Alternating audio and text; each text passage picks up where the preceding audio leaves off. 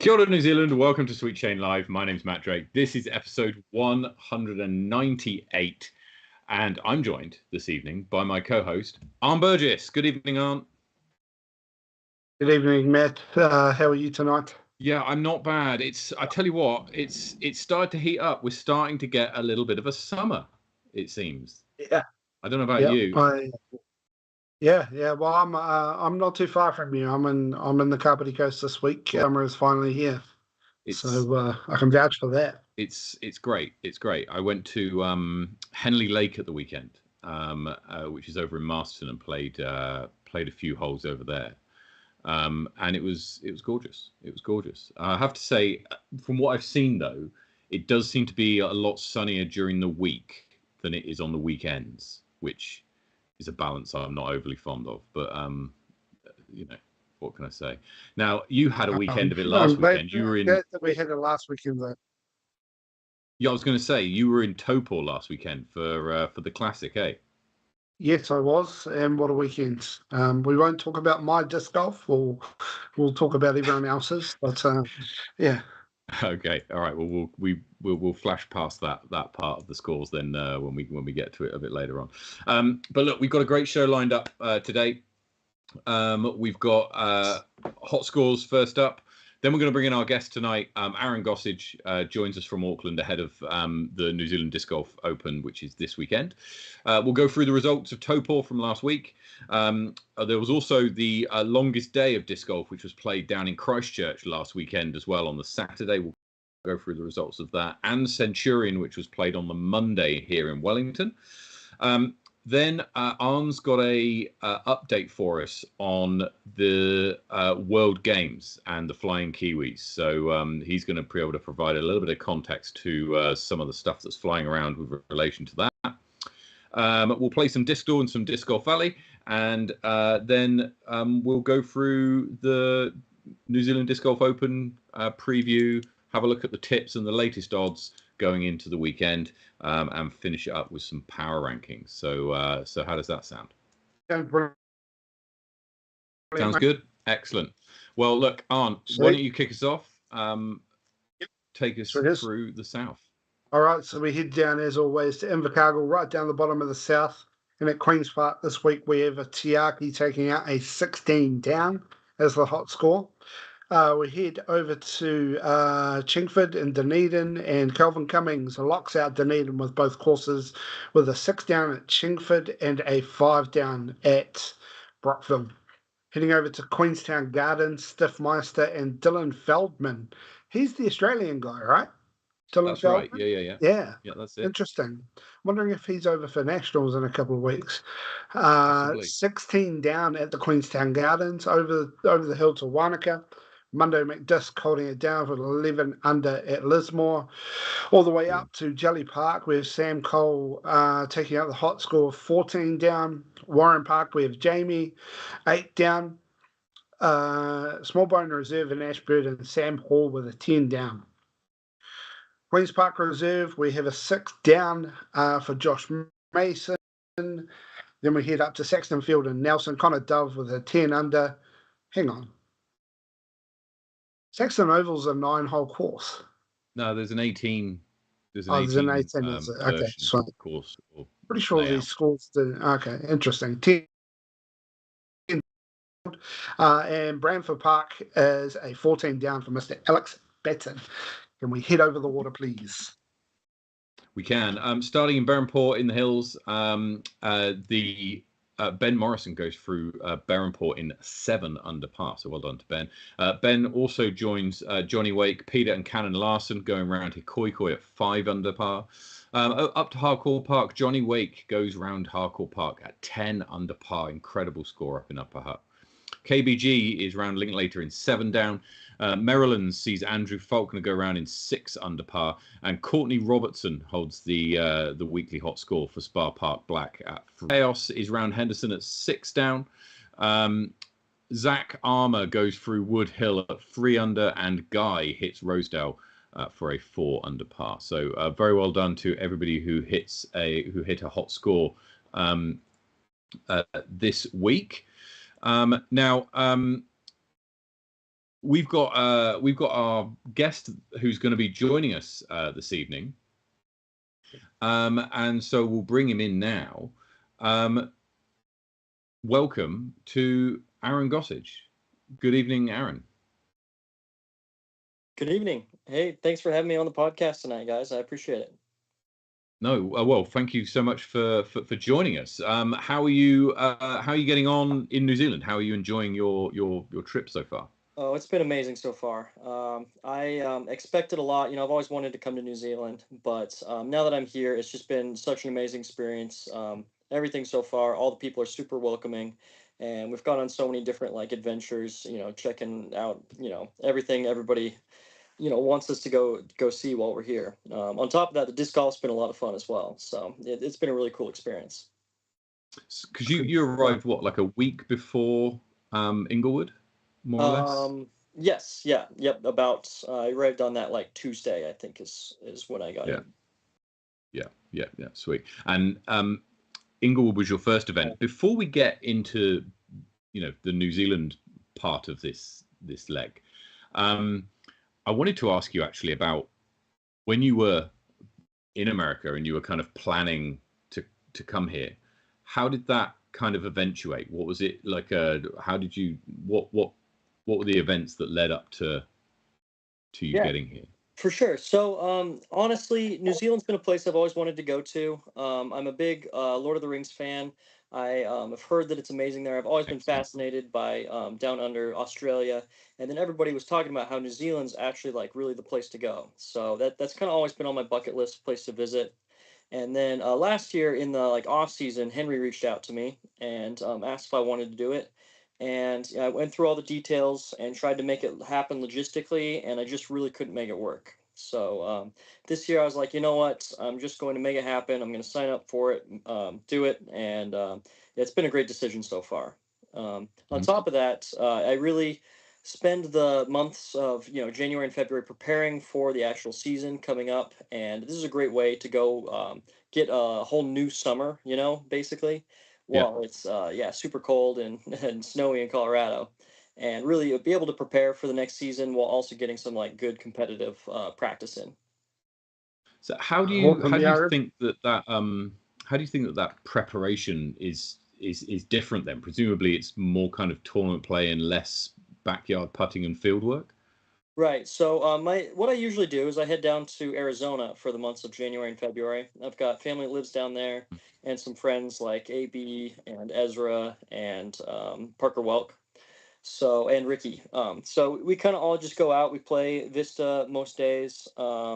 Ends up being a lot of practice putting, a lot of field work, going to the gym, stuff like that. Very solid, structured routine. Versus down here, it's been a lot less. I've been trying really hard to have some discipline and do some practice putting every day and get some rounds in at the courses. But overall, it's been a lot of it's kind of a vacation too. Getting the chance to see the country, do all these fun things, and live in the moment. So. Awesome.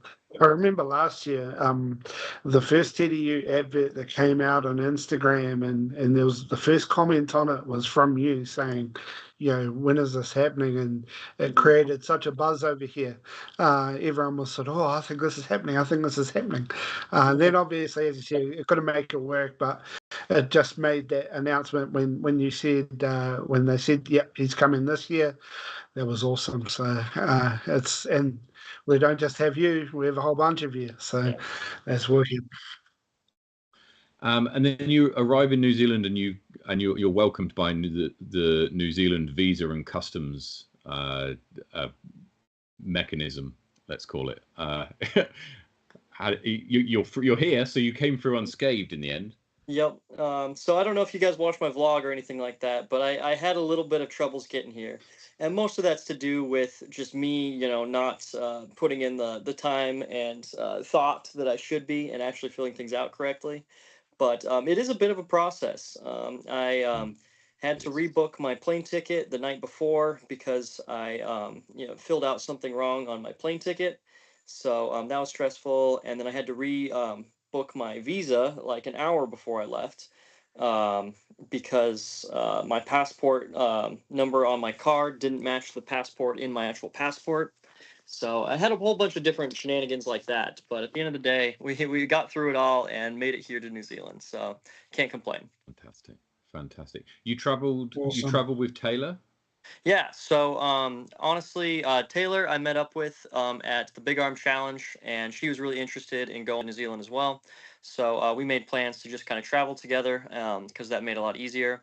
And then a friend of mine, Eli Swanson, we became friends last year in Europe. We did that whole swing together. He reached out to me and was like, "Hey, I'd really like to do the tour down under. Do you want to travel together? I can help out with some filming and some editing stuff like that." And so he traveled with the two of us as well, and it's been a huge help having him. Really takes a load off of my plate where I can focus on doing the content, doing the disc golf stuff like that, and not as much all of the filming and editing and all this other work that goes into some of that stuff. So it's been really nice hanging out with both of them, and they're both really cool people too. So it's been really nice. Yeah, I watched. That's I awesome. watched the first episode of. Oh, we seem to have dropped Awesome. Aaron there for a second. I don't know what's. Hopefully we can get him back. A few bandwidth issues today, but hopefully he'll be back. I think he's back. There he goes. Aaron, I've watched the first vlog that came out it just came out just after Inglewood, I think. And I really enjoyed it. I really enjoyed it because it actually had very little disc golf in it. And I know that sounds weird, right? But like, I was watching it to see the experience of a disc golfer not playing disc golf, and that was what I kind of enjoyed about it the most, actually. Because I can watch you playing disc golf on other coverage, right? That bit was actually the least interesting bit. The more fun for me was seeing, well, what are you getting up to?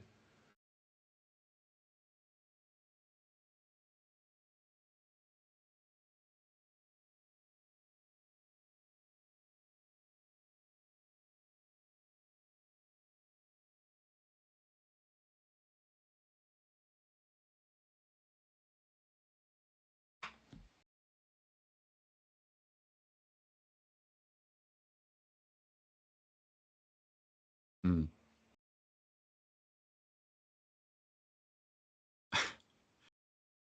Yeah.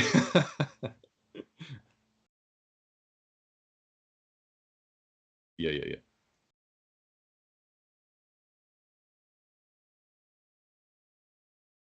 Okay. Aaron, your audio is a bit iffy. I don't know whether you've got the the something over the mic.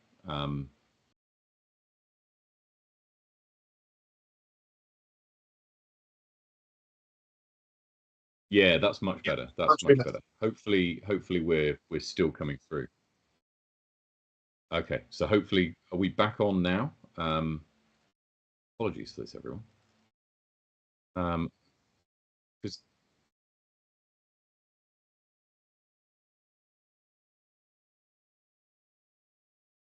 Let it try. okay, so Aaron's just going to drop and come back in again, and hopefully we'll get him back in. We'll see how that goes. Oh, we left again. That's top quality content, people. You're paying for the absolute best. We'll just keep nuts. How are we going? Can we have a test 1, 2? Yeah, can we? Let's just pretend that we're good to go. I think we might be frozen.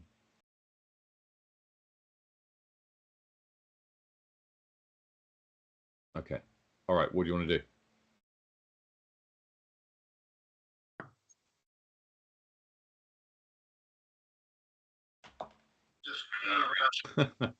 Okay. Well, look, producer Tom. Yeah, producer Tom is. If anything else, it's just us, right? Conversation between 3 people.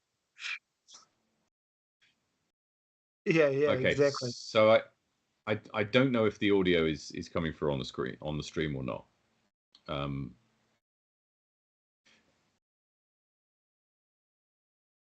So, have you watched? Okay, so we don't have Aaron on the stream currently. So, whilst producer Tom is trying to figure out this and work it.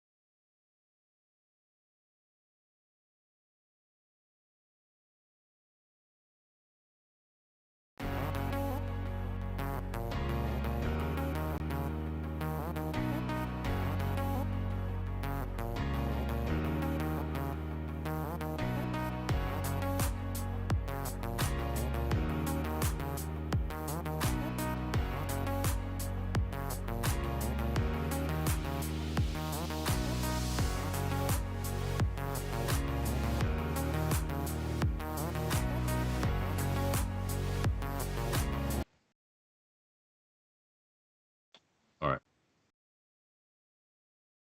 Just let you know, Tom. Just let you know, Tom. Okay, I think we might back? be back. I think we are. Yes. Awesome. Tom, are you? I'd like to point out everyone to Morgan that it doesn't just happen to you; it can happen to me as well. We're all not perfect. There we go. I think we are back. We've got Aaron back live with us, and so I think everybody can hear us. Chat will tell us, I'm sure, if we're missing anyone. I just want to come back to your vlog, Aaron. You're in Auckland actually for the next few days. How long are you in Auckland for after the tournament? I'm just here until Tuesday. My flight to Queenstown leaves Tuesday, so the tournament ends on Monday, and then the next day in the morning we're headed out to Queenstown. Oh right, okay, wow. So yeah, you've got you've got it pretty stacked. Yep. So the tournament ends on the Monday because it's we have this weird thing in New Zealand where you have public holidays for particular areas of the country, and it's Auckland's turn to have a public holiday on Monday. So that's why it's being held Saturday to Monday, which is the Wellington had theirs last week. So yeah, everyone gets a go. I was going to say it's if you get chance, then you probably won't get chance. I was going to say you're in Auckland. Go to Waiheke Island. It's one of my favourite places in the whole of New Zealand, and it's a 45-minute ferry from the Auckland city centre, and head over there, and you can get a wine or a walk on the beach. It's one of the nicest places you'll go to in New Zealand. So I've heard a lot about that, and I've been really trying to make that happen. Is that something you could just do for like a half day, like go? Absolutely, go for a few yeah. hours I mean, you'll have to check the ferry times because there's people who live there and then work in the CBD, right? So they do commuter ferries, if you like. Okay. They go every hour, I think. Someone from Auckland will tell me, but there's a website with all the timings and stuff on. So yeah, definitely worth a go if you can make it happen. The ferry ride's nice, and the island itself is beautiful. Simon, when can we expect? He would be able to take you to a good winery somewhere, surely. Oh, yeah. I'm just going to volunteer him. Yeah. Volunteer him. Yeah, maybe tomorrow afternoon we can make it happen. I've been really trying to make that happen. I've heard it's a great experience. So hopefully that'll come through. Plus one upvote from me if to definitely go there. When's episode 2 dropping? Great question. So I want to give a big shout out to Eli, the guy that's been helping out with the filming and the editing. He's doing all these things with us and having a great time, but also spending a lot of time like filming for it, and then he's doing all the editing. So as far as the practice rounds go, you just kind of like put it all together. It takes like 2 to 3 hours to edit the whole thing. You just have to watch all the videos, put them in the right order, clip them down, and you're good to go. The vlog is just a whole nother level of like you're trying to tell a story, and you're putting, he had something like 500 video clips, he was looking through for this last week, and we did so many things in Topah that it's just like we might even have 2 parts, coming out for this next episode. Mm. But I told him, he's out here to play as well, so take his time, do whatever he needs to do to make it happen. So I'm trying not to rush him, but you're probably within the next few days, we'll have episode 2 of the log out. Fantastic. Looking forward. Let's move on to disc golf and tournament play. Inglewood was your first stop. Welcome to New Zealand wind, Yeah. I guess is the. No, it was wicked. Do you get wind like that in the States? Is it as like that with the kind of gusts, or how does it differ from a breezy day in America? So I think that even the locals there would agree with me. It's just a guess, I suppose, but that seemed a bit outrageous for wind. The first and third rounds were so ridiculous, and I played in winds like that. I played at least 5-10 rounds in wind of that caliber. But it's to the point where it's no longer like readable. It's to the point where there's a lot of luck involved in the storm. And I think you guys could all see that. My first round, I don't want to chalk this up to luck because I played poorly. I will say that. But a great example is 18. I threw a great upshot, landed on the island, and then my disc just got up and rolled 150 feet away because of the wind. So it's one of those where it's like, hey, you can do whatever you can to play well in those conditions. And obviously, Ezra and Rob played pretty solid. They battled hard. They've got good putts for the wind, and made it through. Played good disc golf, and the wind really got to my putting. But that amount of wind, I'm kind of like, hey, you can try your best, but everybody's guessing. So little bit wicked, but warning. Little bit wicked, but one of the encouraging round 2, something like that, and I was able to shoot the hot round that round. So definitely still have the shots going my way and can make the putts when it's a little bit less ridiculous as far as the wind goes. Do you make what kind of adjustments are you making to kind of counteract that wind? Is it simply a stability? Do you notch the stability up a little bit, or are you changing release angles on every throw? Is there anything that you're doing across the board to try and battle that wind? Several things. So first of all, going stable is a really easy thing to do. You really want to fight the wind, so you don't want to be like, oh, will it flip, will it not flip? You want something that's actually fighting the wind. What's going to happen. And because of that, I switch between forehand and backhand based on the direction of the wind. For me, if you throw like a shot with the wind, it can take it, who knows how far. Versus you throw a shot into the wind, it's just kind of sit. You're going to lose a lot of distance, but what it's going to do for the most part. So I play a lot of just throwing stable stock hyzers into the wind. Like hyzering towards wherever the direction of the wind is going. And it really helps the consistency of my actual throws. On top of that, I throw with a lot more hyzer, of course, because you really need to fight the wind.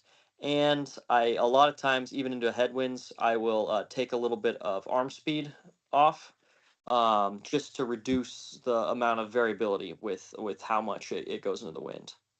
The big thing for me, I drive really well in the wind, I would say. I play a very solid, consistent, stable, style of play. So my drives are really solid in the wind, but I've got a pretty, not very spinny push putt as my putting stroke, and that gets absolutely destroyed by the wind. So last week in Topah, we had some good wind as well, and I saw, first round, my push putt was just not handling it, not able to deal with it. And so the last 2 rounds, I switched to a spin putt, and I think that's going to be a really big thing moving forward. Is I need to add that to my game, and it needs to be part of that to be able to battle in those conditions. So a lot of changes being made out here, but against the off season. So for me, it's a learning experience and trying to improve my skill set as a whole. I'm really glad that we're able to provide you with the conditions that can help you prepare for your season. We've done it on purpose, just to say. Hey, what I noticed when I was up there, obviously you remember me from our memorable experience on our Champs versus Chumps hole, in which we took both your shots. Got the birdie though, so well done. What I noticed with all of you you all seem like you're a really tight knit group. All of the travelers, everyone's.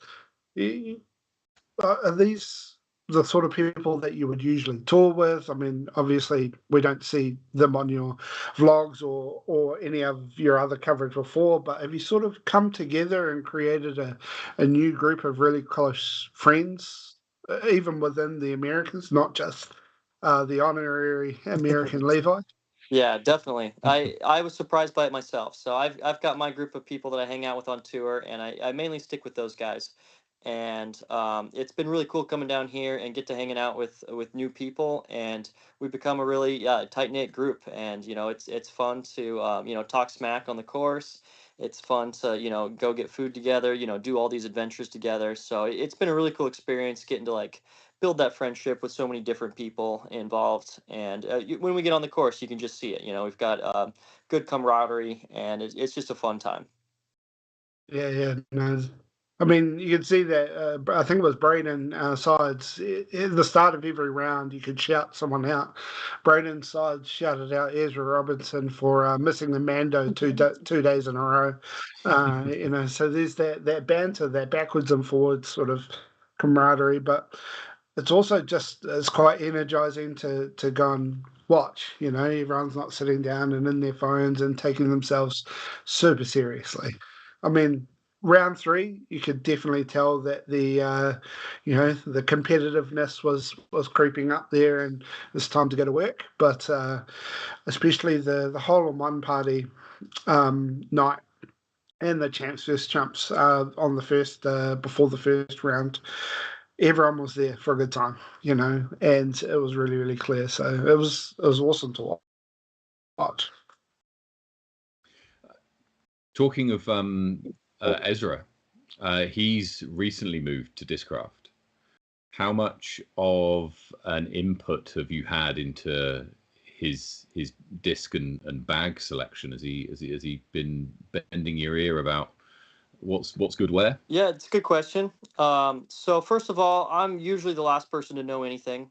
So I didn't know Ezra was on the team till he announced it, of course. But I think that first of all, I think he's probably the most valuable player to pick up this offseason. He's a guy that's a top 5 player in the world without a big Pro Tour win. And so, like, no offense to anybody, but he is the best, cheapest player on the market. And so, anyone that is looking to pick up a player, Ezra was the guy to go to, because he's bound to win tournaments. He's bound to go off, and he doesn't have that value yet. He's not his brother, a 2-time world champion, but he is within inches of the same skill set. So on top of that, I have a lot of respect for his game. So it's been cool seeing him on the team, and getting to see him watch him throw some of the discs that I normally throw.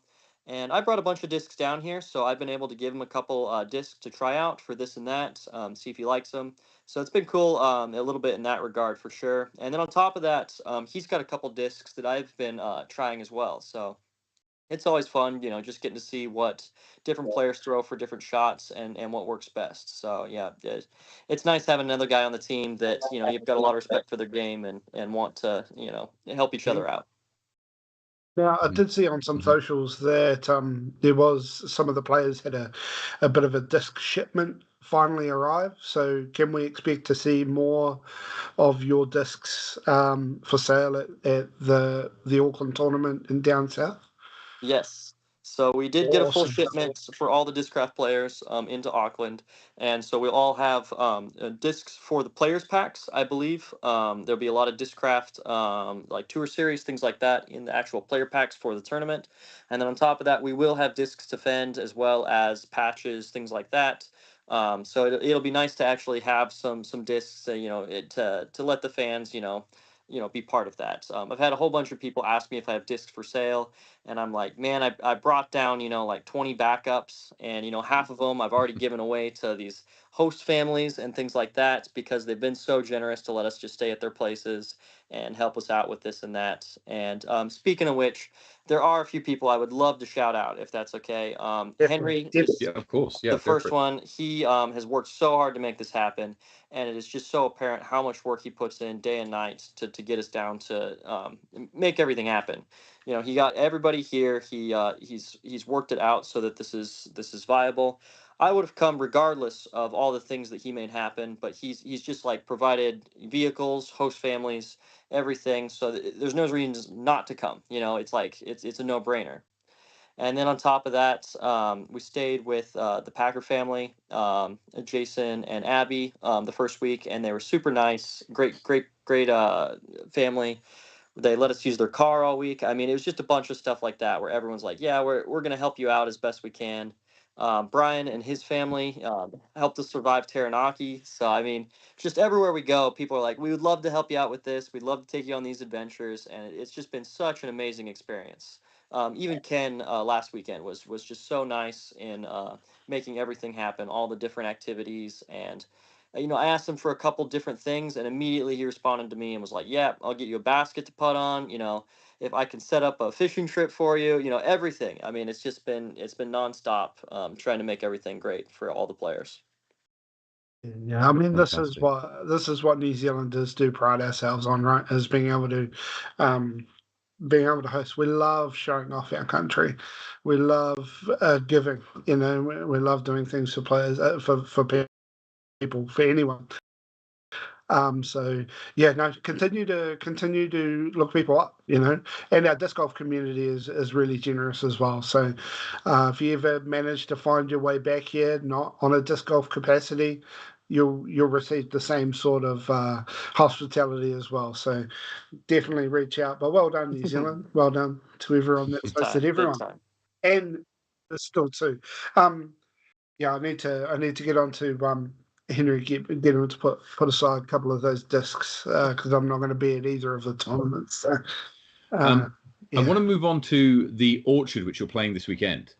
Now, the Orchard is a relatively new course. It hosted an event last year, and but won't be known to a lot of people. How can you just talk us kind of through it from your viewpoint? How does it play, and how does it differ from Inglewood or Topol? And Topol, everyone's played it, but how is it differing from those two locations?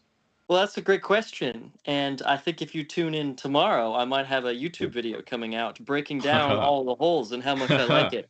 There we go. That was unscripted. Honestly, I didn't mean to trip that one. But can you Just kidding. how does it play differently for you? Yeah, for sure. So, a couple interesting things about the orchard. It does a really good job of using the elevation. A lot of these other courses, I guess Topot, it's got a lot of good elevation as well. Yeah, But of course, yeah. it's an extra aspect you can add to a course that really increases the skill level and value of a course.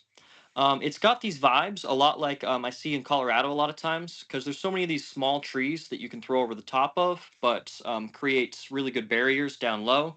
It's a lot like the juniper trees that we have in Colorado at a bunch of different tournaments.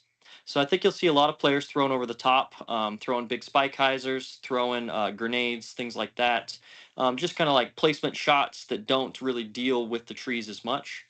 So that's been an interesting vibe. One of the comments I made during my practice round today is I think it's hole 1, 2, 3, 4, 5. It's kind of like a dead straight 300-foot shot down one of the rows of the trees. And I expected at an orchard to just see lots of shots like that. It's a very common shot at an orchard because you have so many rows of trees, and it's very common. And it's honestly about the only throw like that.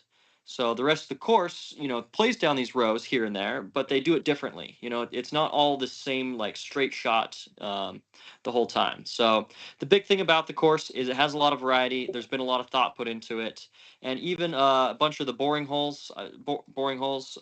holes that don't have too much going on. They've done a good job to add in hazards, add in different things that make the holes interesting as well. So overall, I think it's a really solid course. I think it's not quite at like a Pro Tour level standard. There would need to be some difficulty, some tighter OBs, maybe some extra length, more gaps, shot shaping, things like that to increase that difficulty. But I think it's a really good stepping stone and overall a really fun, solid course to play. Excellent.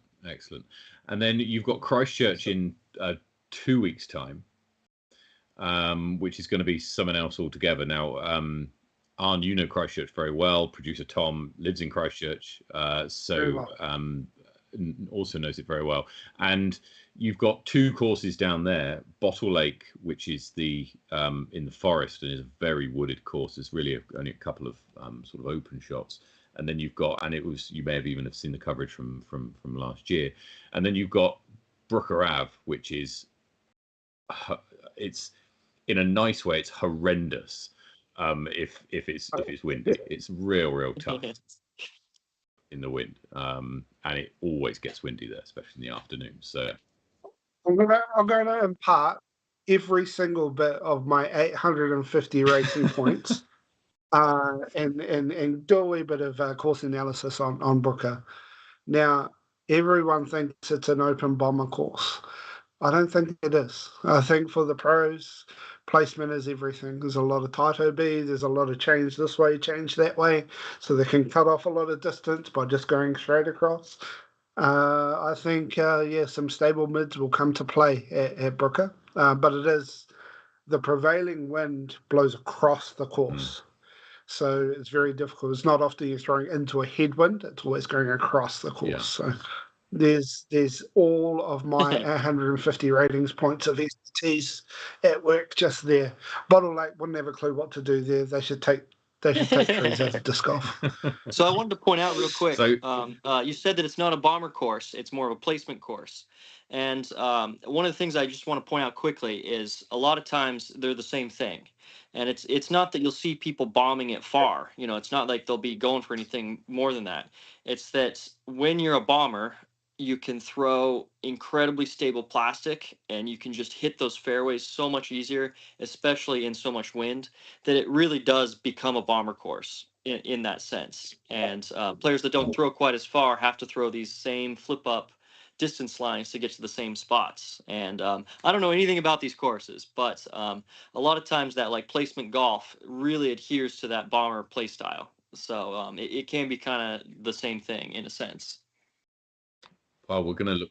I think you'll really enjoy it. Brooker Ave is in an don't know if you know this, but in 2012 there was a big earthquake that hit Christchurch. And so where Brooker Ave is used to be a complete neighborhood of houses. And all the houses have been knocked down, but all the old streets still exist.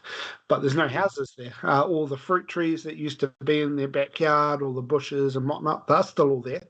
But so it's quite, it's a little bit eerie because you can see what the course once was. A lot of the OB is the old streets, old roads that used to exist as people's sort of how they got to and from the neighborhood. So I think it's really unique. It's one of my favorite courses. So yeah, sorry, Matt. No, it's a great course there, and there is coverage out there from a few years ago when Drew Gibson was here. I don't know if the layout's similar, but you'll get a vibe for the idea if you search it up. Flexline Media had the coverage on there, so yeah, look them up. So right, you've got so far then where you finished in Inglewood. I'm just pulling up some of the kind of details of your round so far. Hey, I'm with Arn here. We can leave the disc golf aside. We don't need to talk about that part of it. Well, look, because you obviously came here with some goals in mind, and do the results of the last 2 tournaments, do they change the way you approach your next event? Yeah, definitely. I think the number one thing is those first 2 tournaments showed me is I can't get by without a spin putt.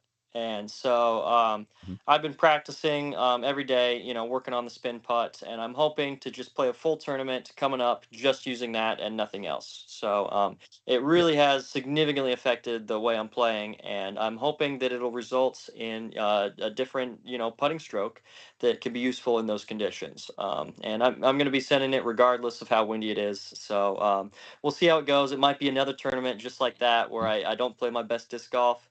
But at the same time, you got to get in those reps, and that's what this is all about, is getting that practice. And I'm committing to it. And if I keep playing poor disc golf, that's the way it goes. I know I'm throwing good shots. I just got to keep working on that putting stroke. Yeah. Yeah. Something a couple of years ago, look, even a year and a half ago, if pros came over from the States, one of the big concerns from the New Zealand community was that there was a real risk to their ratings because there weren't enough ratings points around to push those round ratings up. Now, after Topor, that seems like that is now definitely a myth because there's some huge out of last weekend. I mean, I think if Aidan Scott's last round rating holds, it'll be the highest rated round of disc golf in New Zealand ever. So, is that something that pros care about? It's a great question. This is a constant thing debated among pros in disc golf. And first of all, there are ways to get really good ratings, and the Memorial does it really well. The best way to get good Yeah, ratings, I was going to say yeah. that's it's on now, Well, and right? that's what's crazy is Aiden played a better rated tournament than the Memorial, which is a little baffling to me that somehow that happened. Looking at his event average compared to Gannon's event average, it was higher. But what the key to it is, you need lots of out of bounds, because the more strokes, Full the separation. more separation there is, the higher the ratings will Mhm. be. On top of that, the lower the par is, the higher it'll be. So if you play closer to like par 3 golf, you'll get better ratings, because again, it's more separation per stroke. And then on top of that, if you have a full field of any player from 1050 all the way down to like 850, it makes such a big difference because, again, the separation. You'll have all these players at the top shooting way under par, all the players at the bottom shooting way over par, and you add all these things together and you get good ratings. And so it's an interesting algorithm, but you can just see how certain tournaments hit it, certain tournaments don't. Now, overall, Yeah. I would say that most players care about rating, and they have every right to. And here's the thing: rating is very, very important to so many players up to a certain level, and some players even past that. I think 1020 is basically the cutoff you need to sign up for all disc golf events. So if you're rated under 1020, ratings are very, very important to you. Now, in my opinion, I'm rated over that. I'm like 1033, something like that. And at this point, it doesn't really matter to me. It's a gauge that doesn't super accurately represent how well I play compared to potentially Pro Tour points. And so for me, Okay, so yeah, quick, just a quick question on that. Just a quick question. Sorry to interrupt. Just a quick question.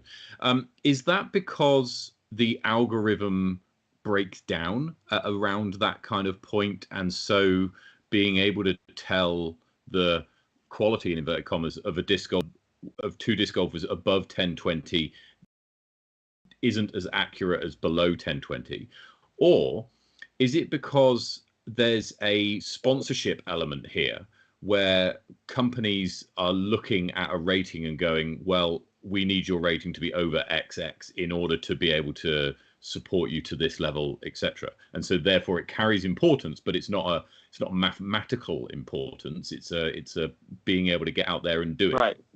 Importance. I think that both things you said are accurate, as well as some other things. So first of all, a lot of companies have those incentive-based contracts of, you get to this rating level, your contract will increase this much, or we'll sponsor you if you get to this rating level.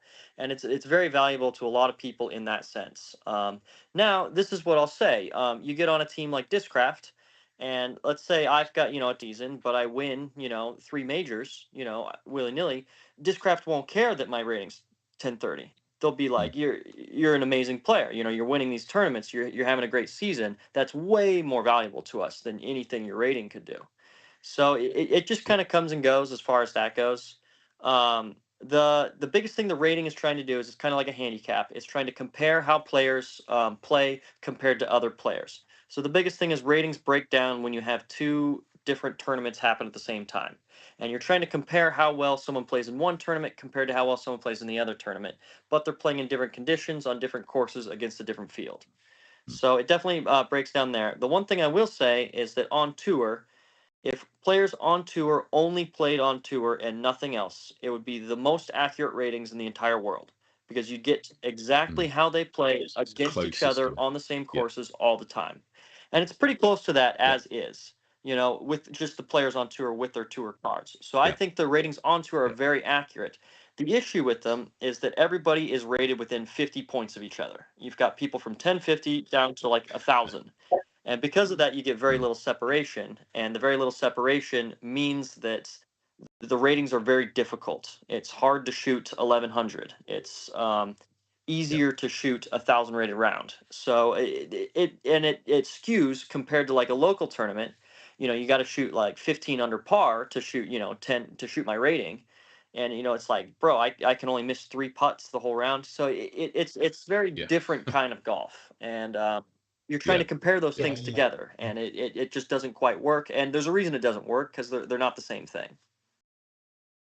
I think that's somewhere where New Zealand is at a disadvantage because and we frequently see this in MA2 and MA3, the compression of players around particular ratings groupings is quite high. We don't have the multitude of 1050 rated players, right? We've got one 1019 rated player and everyone else is less than 1,000 pretty much, right?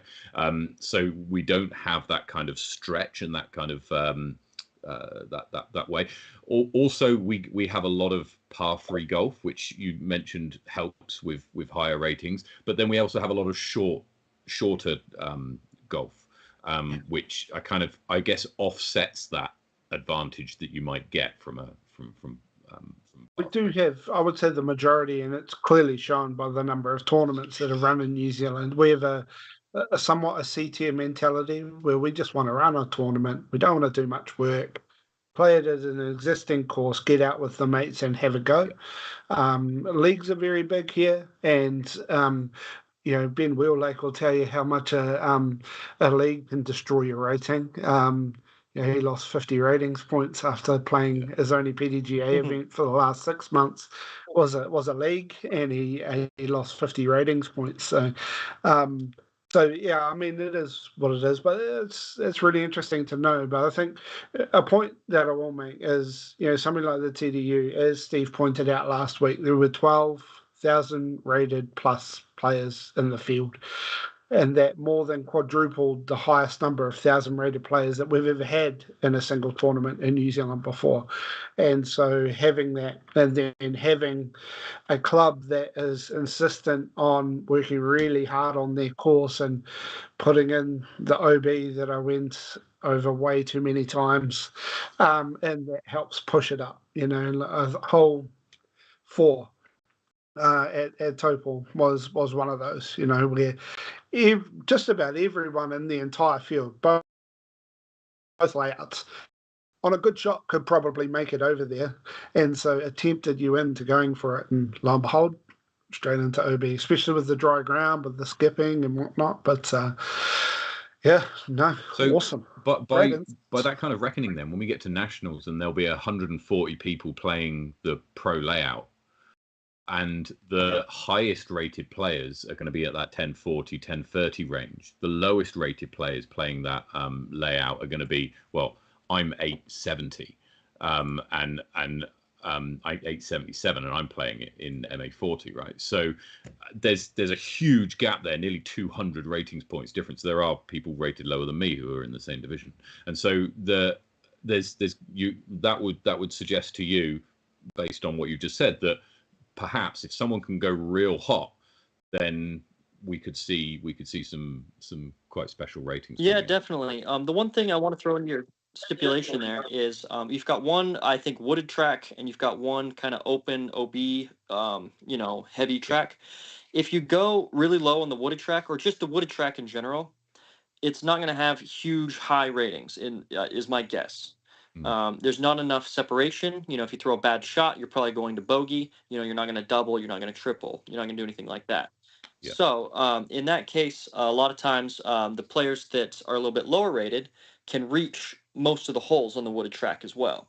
So it kind of it'll tone things down to a very modest like middle ground where I think that the wooded Mhm. track you'll kind of see lots of players shoot very close together as far as the rating points go. Now, when you get on the OB, Fantastic. like the super open, lots of OB course, I think you're Grav, yeah. 100% correct. You're going to see some hugely high rated rounds, and you're going to see some very low rated rounds. So Mm. I think that that's where you're going to see the separation, and you're really going to see the players that stay in bounds are just going to like get amazingly high rated rounds. The players that don't are just going to get crushed by it. So it'll kind of be Yeah. it'll be interesting to see if I'm right, first of all, but I'll bet you that it's a very big juxtaposition between the two courses and how they Mm. rate. Yeah. Okay. Well, that will be interesting, and it'll also be interesting on that point to see how the two courses differ, especially Brooker Ave, over the course of the day, because I suspect, and Arnold will be able to attest to this, perhaps or not, that Brooker Ave certainly gets windy in the afternoon, but can be calmer in the morning. Yeah, definitely will. Just the way that it works, it's pretty close to the beach. So as the wind picks up on the coast, sort of pushes in. So yeah, I've quite a few of my discs lost in the swamp. That's to one side. So, but yeah, I mean, on the subject of ratings, and I'm never one to miss an opportunity if Discraft are ever in the market for an 850 rated player. Just send them my way. I'll pay them. Excellent. Look, Aaron, it's been really good actually. I've really enjoyed that chat on ratings. I'm a bit of a stats nerd. We've got the data analytics team here at Sweet Chain Live that do a lot of this stuff, and yeah, that was good fun. We're going to go into Desert Island Disc Golf, get to know you a little bit more. Now, I told you the premise of this at the beginning of the show, but I'll repeat it for anybody who's watching who's not come across this section before. So this is Desert Island Disc Golf. The premise is that Aaron is stranded on a desert island. Now, fortunately, there's a disc golf course on this desert island, and he's been stranded with 3 of his favorite discs and 3 of his favorite card mates. Now, his card mates can be whoever he wants. They can be fantasy or real. They can be living or dead. They can be people he knows. They can be seasoned pros. So, Aaron, take us through what you're throwing on your desert island. What are your 3 What my discs? 3 discs are. All right. It took me a moment to figure it out, but I think I have them sitting here. Let's start with the first one. One of my most reliable discs, Crystal Adam Hammis Raptor. This guy is the staple in the bag. It is my Win disc. It is my Flex disc. It is my Spikeiser disc. Super stable, very consistent Raptor, and I throw it so much I can get them beat in to a decent amount, and they become like my whole lineup of Raptors at a certain point. So this is Okay. Can I just stop you yes. there? The Crystal Raptor, right? How does it differ from a Captain's Raptor, and how does that differ from something like a Punisher? Okay, so you're gonna hate me for this, but I have no idea what a Punisher flies like. Um, but Okay. I can tell you as far as the Captain's Raptor goes. This hmm is equally as stable as most of the Captain's Raptors I throw. The biggest difference, I think, in my opinion, it's a little bit faster and a little bit glidier. So Okay. when I want something to spike, I usually will go for a Captain's Raptor. If I want it a little bit more finish, I'll go with this Crystal Raptor. And then on top of that, I can actually push this one farther. So a lot of times the Captain's Raptor will run out of speed. It'll be a little bit Yeah. shorter. This one will glide a little bit farther. So those are the 2 biggest things I've found with them. Other than that, they are incredibly similar. So very, very similar discs. Okay. All right. Excellent. Excellent. And you've got a mid-range, I presumably? do. We're gonna go with that one last. I'll go with my distance driver Okay. next. I've been throwing this one since hmm Portland last year. AB gave me his Barella Stamp pastry diced nuke. I don't know why it's so stable, but it is an absolute beefcake of a nuke, and I throw it all the time. It goes a mile. It is so stable. It's my my reliable distance stable backhand driver, as well as my crazy stable forehand driver. So I throw that for everything. Everybody's played with me knows I throw this disc all the time. And you can see it if you ever get discs. You probably don't get lost in the bushes too often, but you can see it if it a does, little right? bit. I will say the weird camo tie-dye thing does blend in sometimes. So it's nice, it's bright. Oh, but okay. the I don't know, the swirly stuff is not the best for finding it. Okay. Last one. This is the oldest disc in my bag, by far my favorite disc. I throw this disc all the time. This is the one where people are like, "Oh, what should I throw here?" And I'm like, "I don't know." And then I'm like, "Okay, I'll throw my beat-in Buzz OS."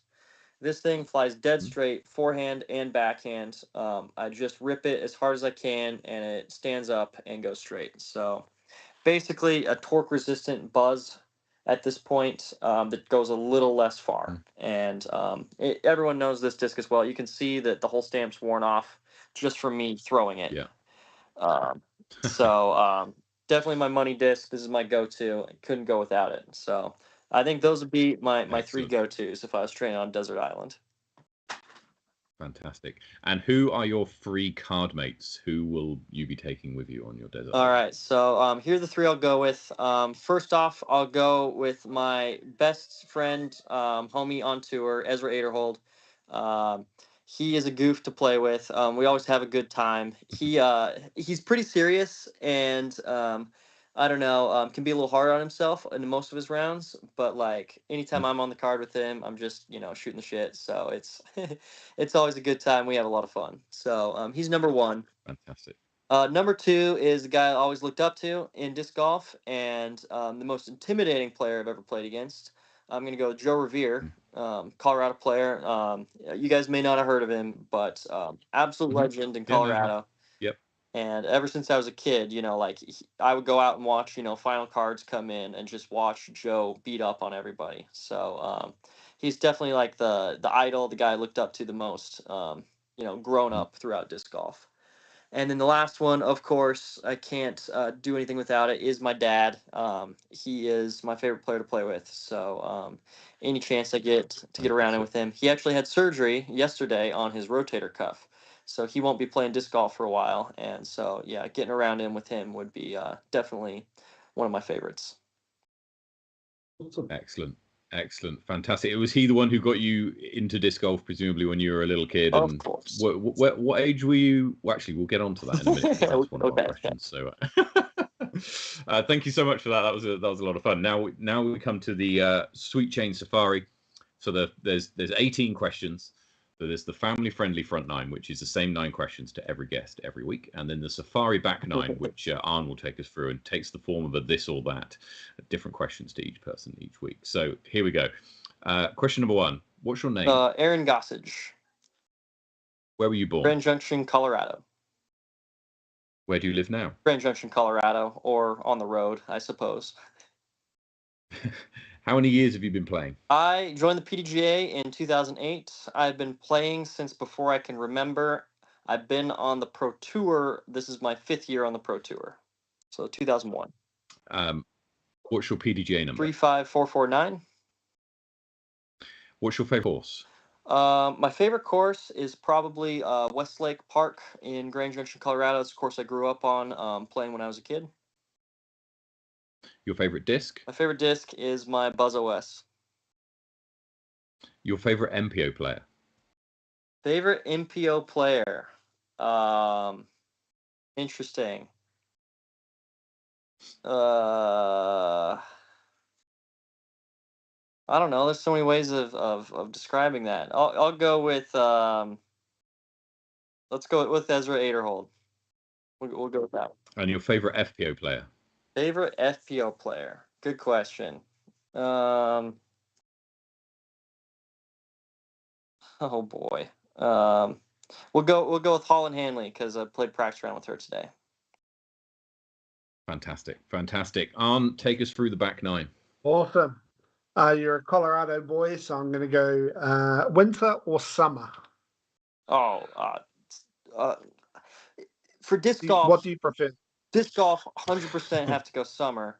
I think in general I gotta go summer, but I am a big skier, so I do like the winter and I do like the off season, and that's the only time I'm home. So I mean it's close, but definitely summer. Okay. Driving on the left or driving on the right? Okay, well I'll go temporarily driving on the left. It's been fun. Would you rather win Worlds in a year or win every other major Um, that year?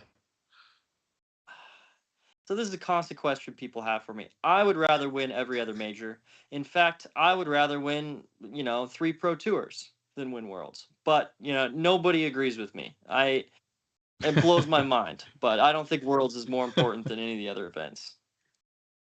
So, good one. Okay. Do you prefer an open course or a wooded course? That's a good question.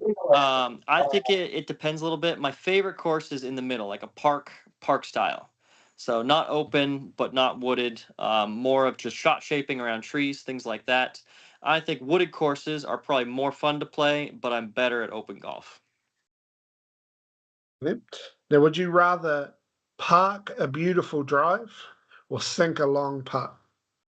Well, I mean, you never have to sink long putts if you're parked for every every hole. Best putter in the game's the driver, in my opinion. Exactly.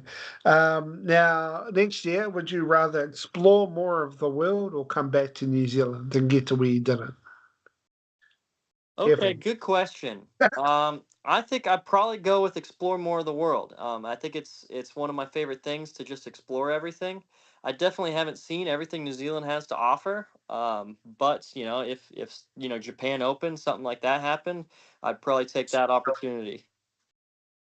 Japan Open 2027. That's when we're taking a big Team Generation tour who are over in Thailand at the moment. So Awesome. 27 Japan Open. I'll lock that in the See you there. calendar. Awesome. Now, would you rather jump off something high or walk up something tall?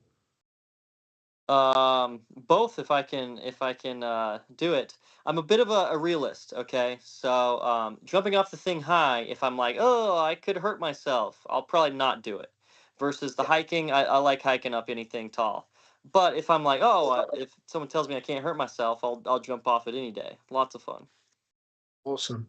Now, this is a lowly podcast from down in New Zealand. There'll be no one back in the States that watches this. But now that they are officially both on, I suppose, your team, who's the GOAT, Climo or Macbeth?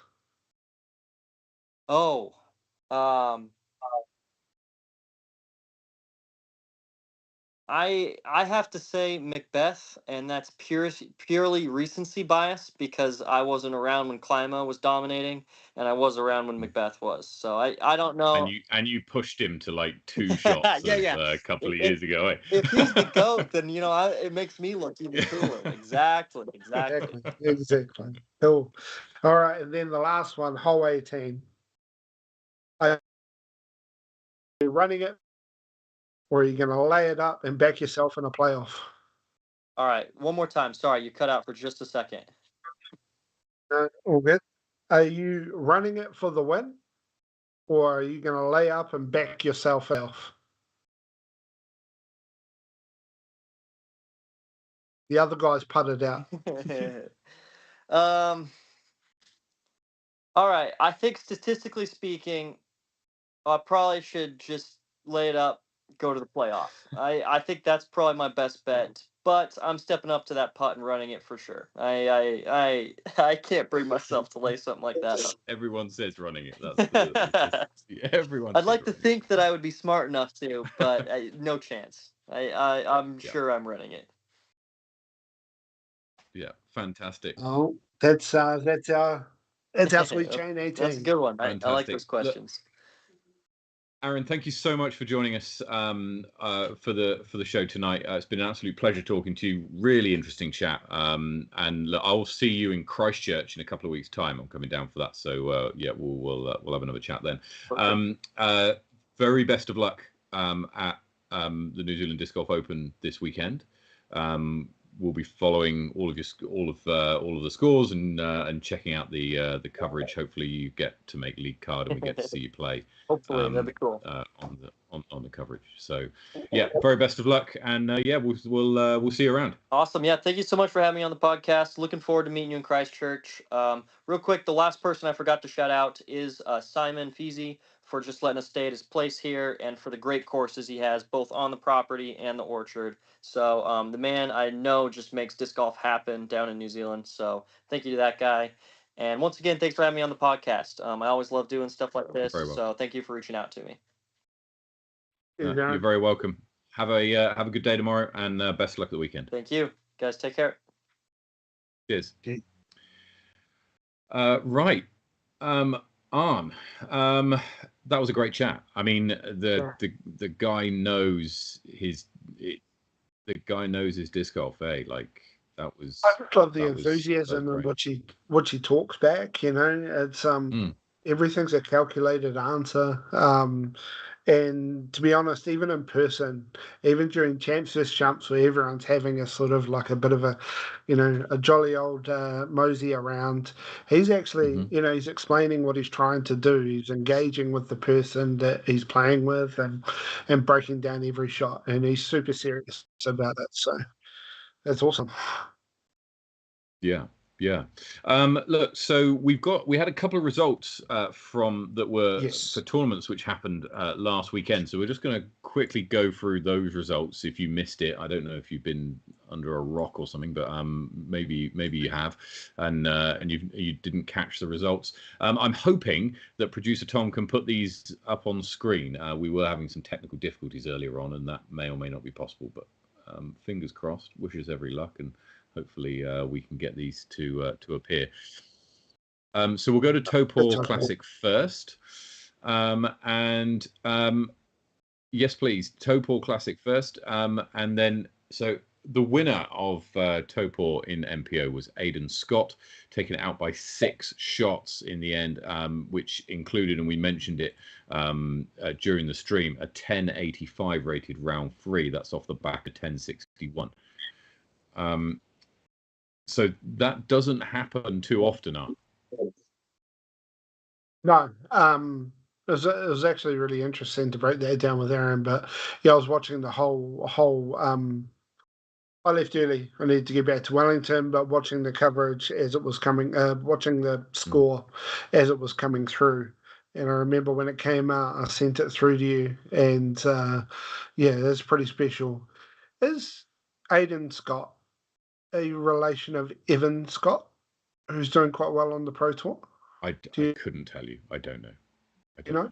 No, I don't. Okay.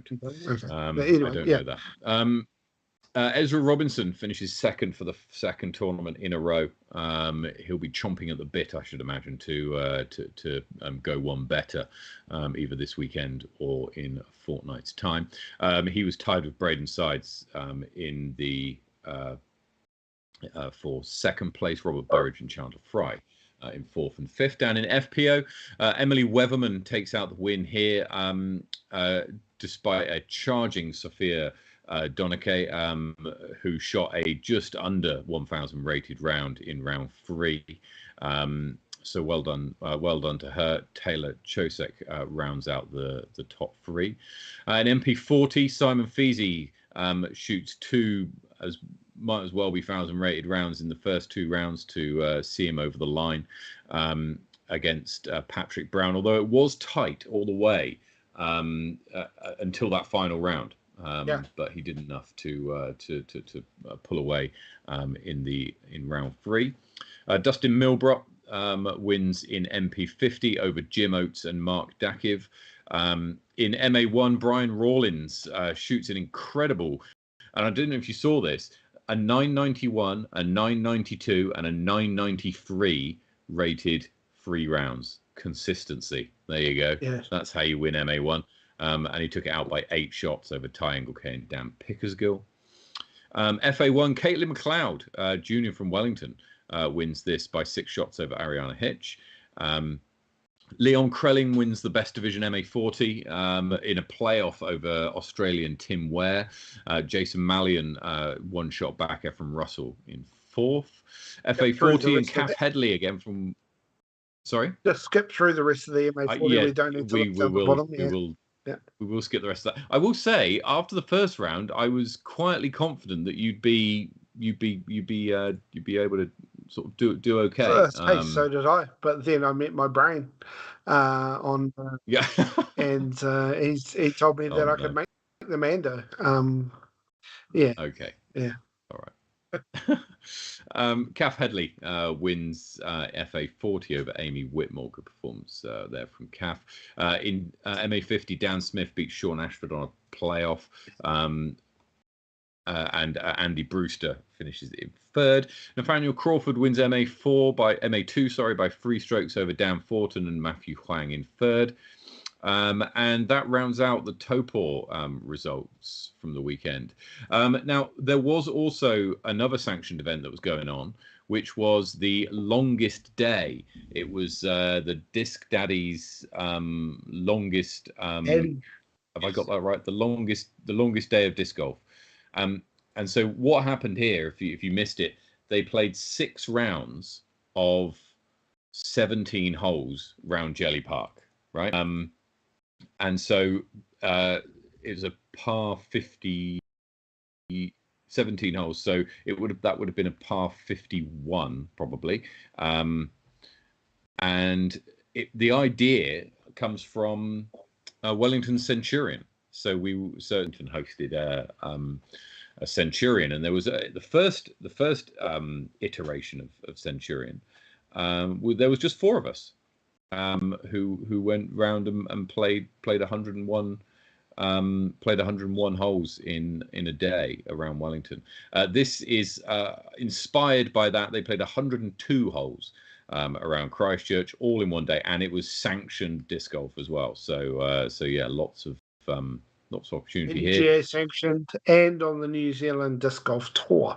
Oh, there 12 we points are. were available. So they were. And I'm gonna call out you, and it wasn't just inspired by the Centurion. He purposefully ran it just so he could one up Wellington by 1 hole. Well, that's very kind. But I like to think that we gave him a springboard. What is interesting is that now everyone knows what 1,000 rated round Jelly Park is, more or less. You got to shoot what, 11 under to shoot 1,000. At least 11 under on 17 holes, so probably 12 under through the 18. Under, yeah, there's been a couple of leagues there before, and I'm pretty sure 12 under is where 1,000 sits at. So, yeah. So in MPO, Jason Ormandy wins this by 3 strokes over Sam Cole. Duane Fisher finishes in 3rd. Henry Boyle wins MA1 over Tamatoa Teapaku. In 2nd, Anaru Donnelly in 3rd. Sarah Keane takes out FA1. Sam Page wins Upston, and Gregor, who we all had, was pushed. Wins Shout by a out stroke. to Stuart. Got an ace there. I'm pretty sure he's the only ace, but I think there were 3 aces. 3 aces actually. Sorry. But yeah, I think Tim got the first one. Stephen Kelly wins MA2 by 6 strokes over Ethan Santich and Danielle Fisher. And I just mentioned as well, all but 1 finished. All but 1 finished. That's incredible. 52 players, all but 1 finished. So yeah, that's brilliant.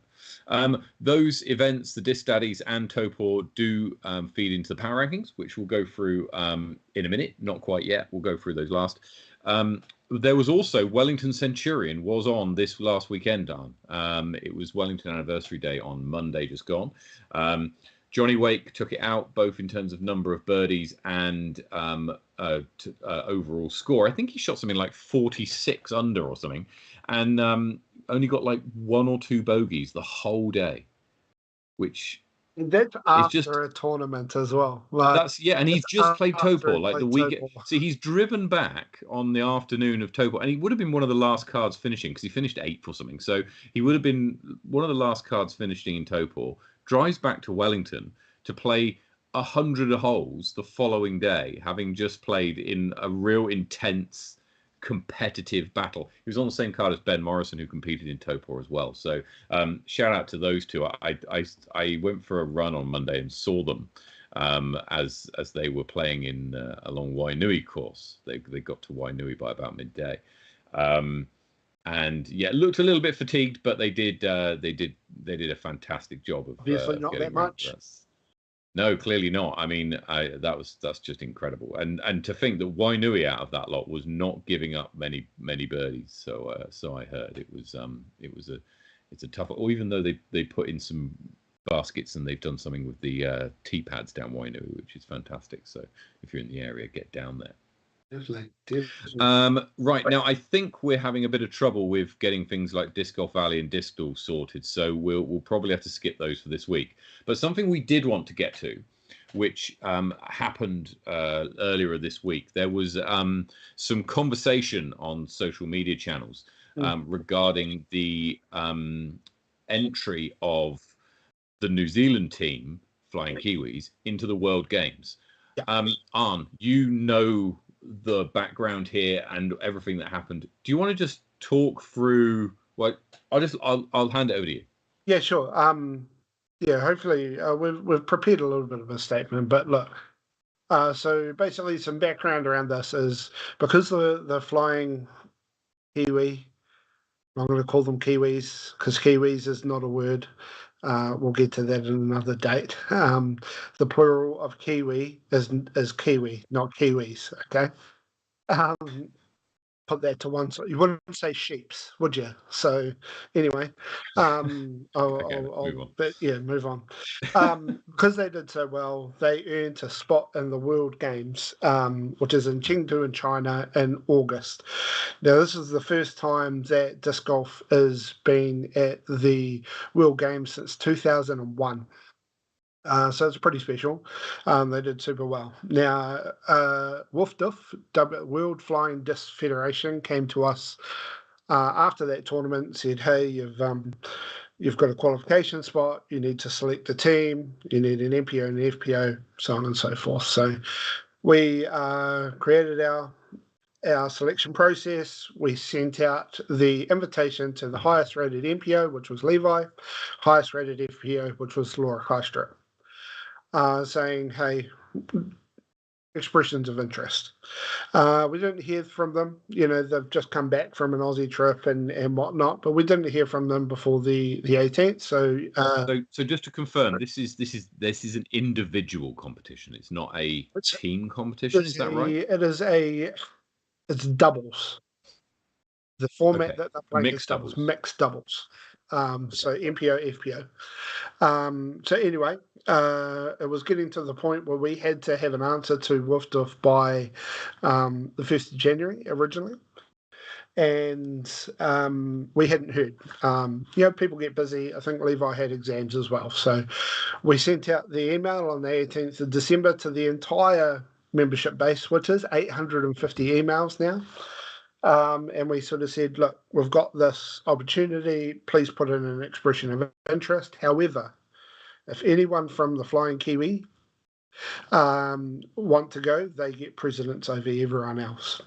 Now, to sum it up, we got some interest and a very good interest from the FPO side. MPO was still great players, far better than I am, but not what you would call someone that is going to go and represent us. So we asked for an extension to WFDF. They gave us an extension till the 20th.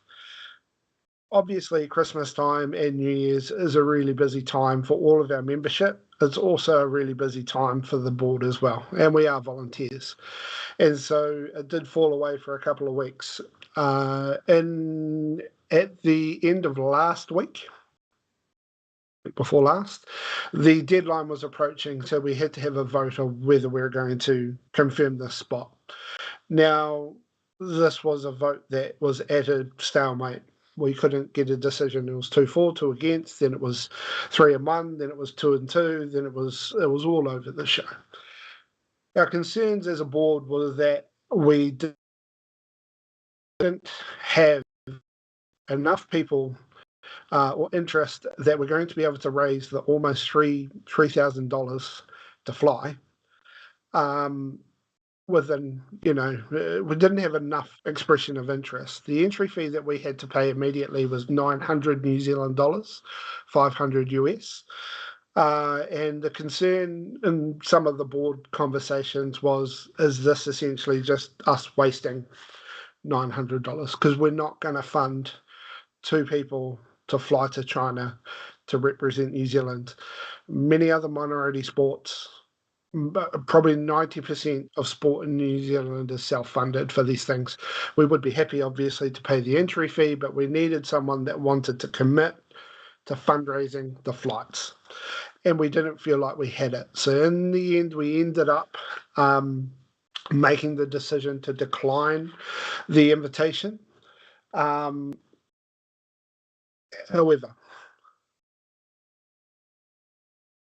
big fan of people posting on social media and the way that the things come out. However, the post that was put on the Flying Kiwis page pointed out that potentially our process in finding these two players was somewhat lacking.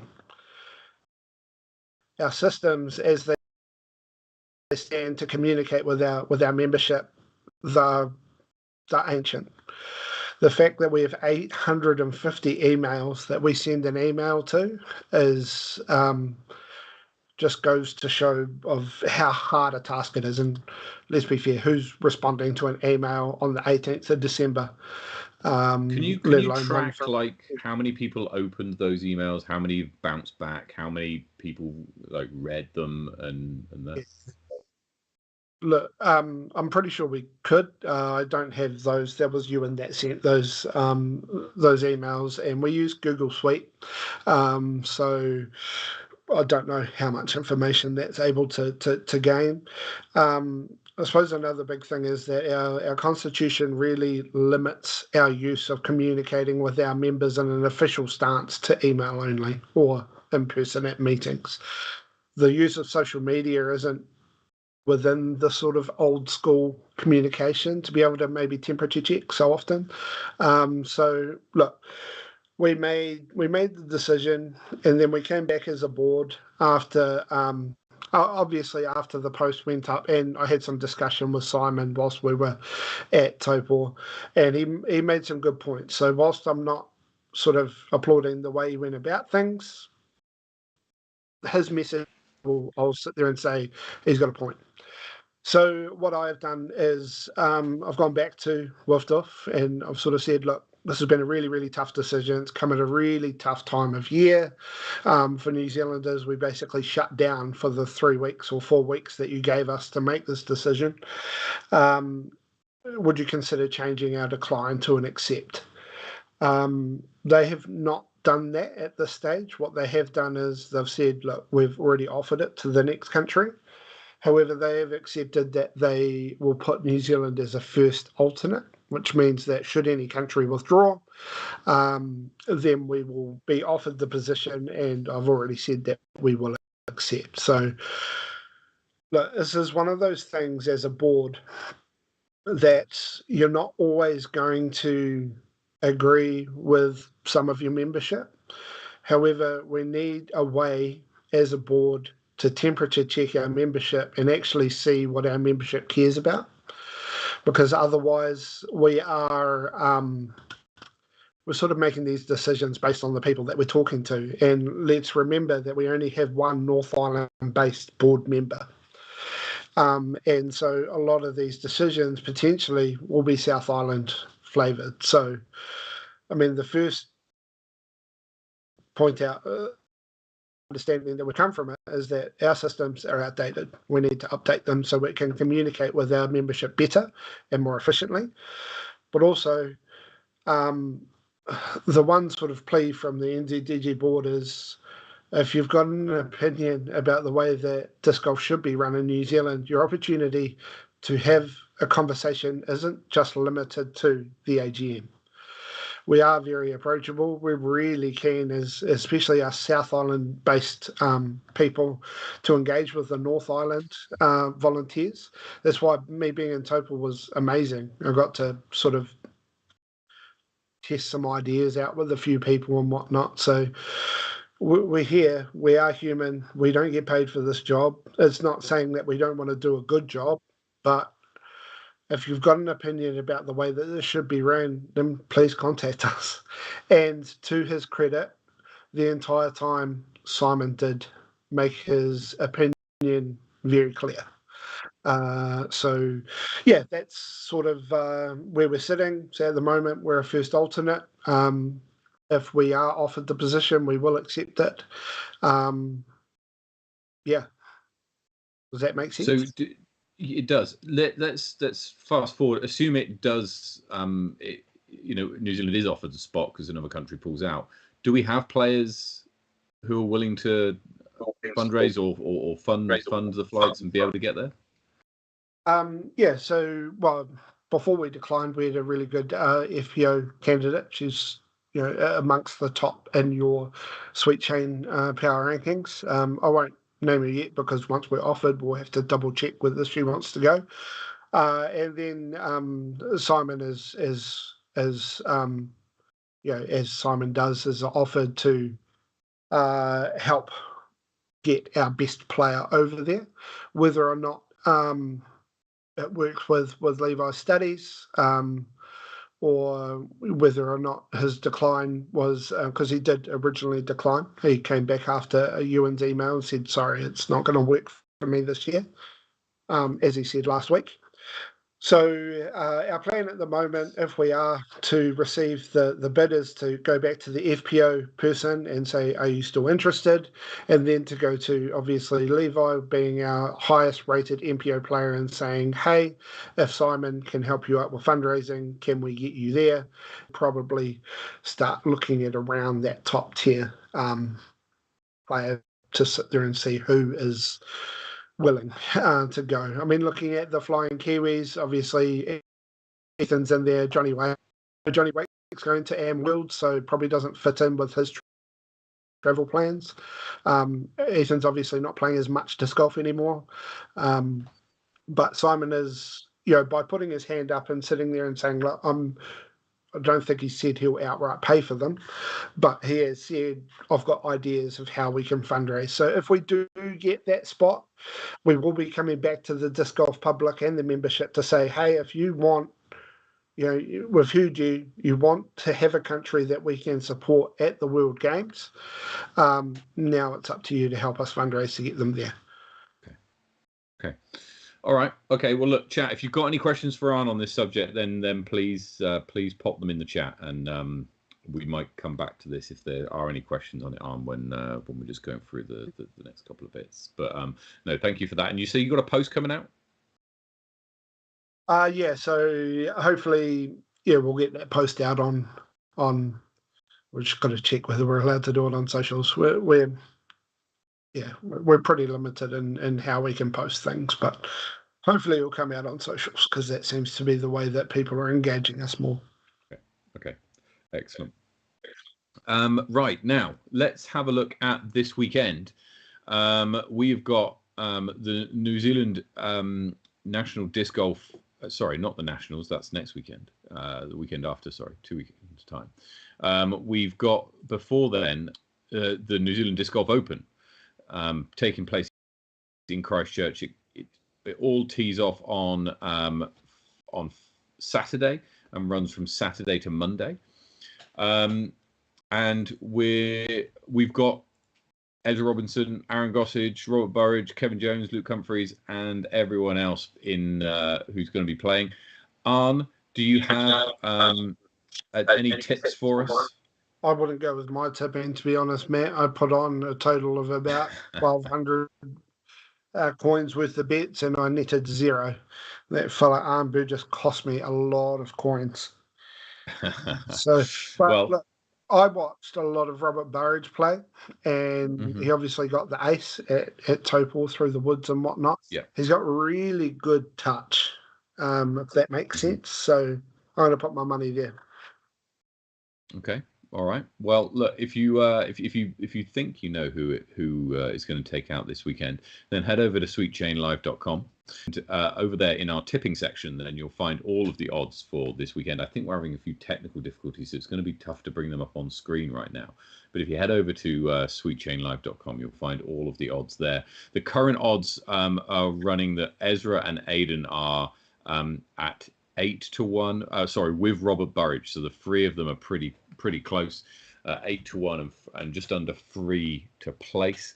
Then it goes out to Braden Sides at 10.6, Chandler Fry at 13.6, Aaron Gossage, who we had on the show earlier, out of 15s, and then the first of the Kiwis, Levi Stout, is 17-1, just under 6-1. Pays 5.7 for Levi to place this weekend. Yeah, I'm wondering as well. Jacko at 14s to place. Yeah, Jacko at 14.6 to place could be. He had a bad weekend last weekend, but be something. Man, he must play this course every other day, right? Possibly in the lead up to this. Yes, I think that's probably fair. Over in FPO, Holland Handley is the favourite going in at 3.7. Emily Weatherman at 3.9 following her victory at Topor, and Sophia Donake is at 4.7 following her victory in Inglewood. In MP40, Simon Feasy is the favourite at 1.8 over Mikey Ewan.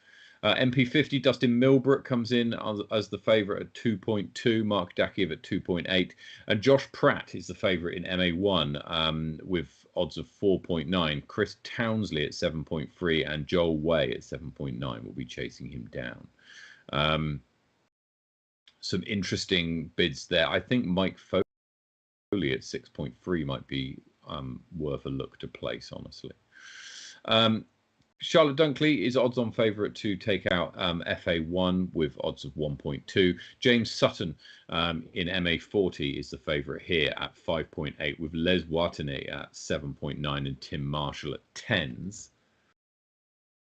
Edwina Mandishodza and Laura Backer lead the way in FA40, both at 2.3. Chris Kingsnorth in MA50 is at 3.4, with Andy Brewster not too far behind at 5.4. David Kynaston is at 9.1. In MA2, Nathaniel Crawford at 7.4 and Sam Hitchcock at 8.4. In FA2, Lacey Ann Sims is the favourite over Casey Edder, and Glenn Edley is the favourite in a very, very tight MA3 field. There might be some value in some of the plays in MA3 there, I suspect. You shouted out a name there that I think we need to give a wee congratulations to. We do, yes. Yeah. Congratulations to Casey and Jacob Eder, who got married last weekend. Last week, I think it was. So well done. Now they're touring right now, so Casey you'll Brown, see them in Auckland, I think. Disco Fever. Indeed. If you've got any of her discs that she's died, I've got several. Then you know she does a great job. Carter Gojak is the favourite in MJ18. And finally, let's have a quick look at the power rankings, which I think we can bring up on the screen. I think producer Tom was telling us that we can get those on. He's going to confirm to me, I'm sure. But in the ladies' field, Juliana Corver, due to the fact she's played 5 events over the last 12 months, so she has made it onto the power rankings for the ladies. She's likely to drop off unless she sticks around after nationals.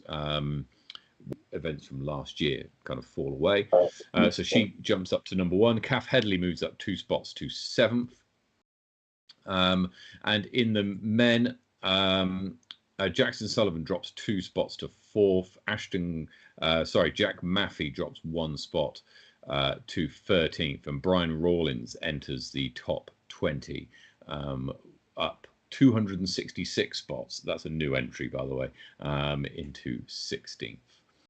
Don't forget that you can head over to sweetchainlive.com and check out all of the power rankings for anybody, your favourite players from up and down the country. You can see how you have moved over the last bit of time. This is updated to Topor, and we will update it again following Auckland. Now, you also what you can do is you can tip. You can go onto our tipping site and place your bets on for who you think is going to win at Auckland this weekend, ahead of Nationals, which comes up pretty soon. Nationals is going to be wild when we have a look at those odds, because I think there's going to be some pretty long stuff going on. Also on Sweet Chain Live, which you may or may not be aware of, you can head over to the events tab and you can leave reviews for tournaments. So if you've played in any of the tournaments, or even if you just spectated, you can go in and leave reviews on there. It'll ask you a few questions depending on whether you played the event or not. It will ask you a few questions and you can leave your thoughts for everybody. We're still fleshing this part of the website out, so so look out for more stuff to come here. Finally, the last thing from me is to quickly shout out Patreon and our Patreon subscribers. They really do fantastic stuff for us, and if you want to get in, be involved and support the stream, then there's a few ways you can do it. Patreon is one of them. Patreon.com/SweetChainLive. Head over to there and take a look. You can also hit the subscribe button. You can hit the like button on this video. All of that good stuff helps. But there's Auckland being played this weekend. Are you going to be able to get out this weekend, do you think?